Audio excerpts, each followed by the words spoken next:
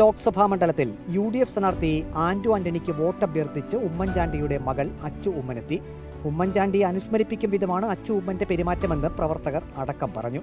ആൾക്കൂട്ടത്തിനിടയിലും പരാതി കേൾക്കൽ, വിശദാംശങ്ങൾ എഴുതിയെടുക്കൽ എല്ലാം ഉമ്മൻചാണ്ടിയെ പോലെ തന്നെ.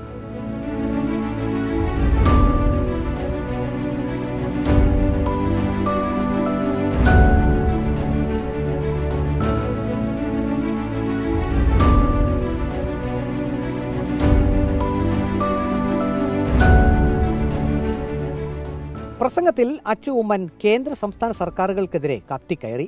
സിദ്ധാർത്ഥിന്റെ മരണം മുതൽ കോഴിക്കോട് മെഡിക്കൽ കോളേജിലെ PB അനിതയുടെ വിഷയം വരെ സംസ്ഥാന സർക്കാരിനെതിരെ അച്ചു ഉമ്മൻ പ്രചരണായുധമാക്കി. കേന്ദ്രത്തിലും കേരളത്തിലും ഇന്ന് ഭരിക്കുന്നത് രണ്ട് ജനവിരുദ്ധ സർക്കാരുകളാണ്. ഇന്ന് കേരളത്തിൽ ഒരു സാധാരണക്കാരന് ജീവിക്കാൻ ഏറെ ബുദ്ധിമുട്ടാണ്. സർക്കാർ കടക്കെണിയിലാണെന്ന് പറയുമ്പോൾ തന്നെ അവരുടെ ആഡംബരത്തിനും ധൂർത്തിനും യാതൊരു കുറവുമില്ല.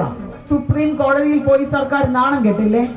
അധിക കടം വേണമെന്ന് പറഞ്ഞു ചെന്ന കേരള സർക്കാരിനോട് സുപ്രീം കോടതി എന്താണ് പറഞ്ഞത്? നിങ്ങളുടെ മിസ്മാനേജ്മെന്റ്, ഇന്ത്യയിൽ തന്നെ കുറഞ്ഞ നിരക്കിൽ പലിശയിൽ കടം കിട്ടുമെന്നിരിക്കെ എന്തിന് വിദേശത്ത് പോയി മസാല ബോണ്ട് വഴി 9.72% നിങ്ങൾ പണമെടുത്തു? ഇനിയും കടമെടുത്ത് കേരളം എങ്ങോട്ടാണ് കൂപ്പുകുട്ടേണ്ടത്?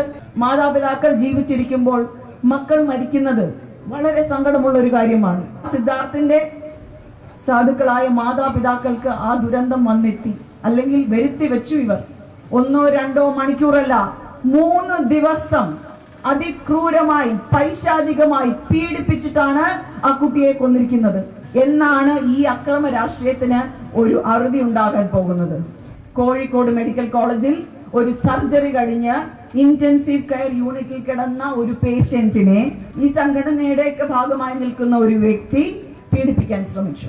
അതിനുശേഷം ഇത് വെളിയിൽ വന്നപ്പോൾ അതിജീവിതയെ ഭീഷണിപ്പെടുത്തി. ഇതൊക്കെ കണ്ടുനിന്ന ധീരയായ ഒരു നഴ്സ് സത്യസന്ധമായ മൊഴി നൽകി. ആ മൊഴിയുടെ അടിസ്ഥാനത്തിൽ 5 പേർക്ക് സസ്പെൻഷൻ കിട്ടി. നമ്മളാണെങ്കിൽ എന്ത് ചെയ്യും? ആ നഴ്സിനോട് അവരെ അഭിനന്ദിക്കും. പക്ഷെ ഈ സർക്കാർ എന്താ ചെയ്തേ? അവർക്ക് പണിഷ്മെന്റ് ട്രാൻസ്ഫർ നൽകിയിരിക്കുകയാണ്. കേന്ദ്ര സർക്കാരിനെയും BJP-യെയും അച്ചു ഉമ്മൻ വെറുതെ വിട്ടില്ല. എതിരാളികളെ ഏത് വിധേനയും തളർത്തുന്ന പല നടപടികളുമാണ് അവർ ചെയ്യുന്നത്. ഡൽഹി മുഖ്യമന്ത്രി അരവിന്ദ് കെജ്രിവാളിനെ അറസ്റ്റ് ചെയ്ത് തിഹാർ ജയിലിൽ അടച്ചില്ലേ? അദ്ദേഹം ഒരു മുഖ്യമന്ത്രിയാണ്. അദ്ദേഹത്തെ അറസ്റ്റ് ചെയ്യുന്നതിന് ചില രീതികളൊക്കെ ഉണ്ട്. അതെല്ലാം കാറ്റിൽ പറത്തിയിട്ടാണ് അദ്ദേഹത്തെ അറസ്റ്റ് ചെയ്തിരിക്കുന്നത്. കോൺഗ്രസ് പാർട്ടിയോട് എന്താണ് ചെയ്തത്? അവരുടെ ഏറ്റവും വലിയ വെല്ലുവിളി ഇന്ത്യൻ നാഷണൽ കോൺഗ്രസ് ആണ്. നമ്മുടെ അക്കൗണ്ടുകൾ മരവിപ്പിച്ചില്ലേ? അവർ വന്ന അന്ന് തൊട്ട് തന്നെ വളരെ ബ്രില്യന്റ് ആയി നമ്മുടെ സ്വാതന്ത്ര്യത്തെ ഹനിച്ചുകൊണ്ടിരിക്കുകയാണ്.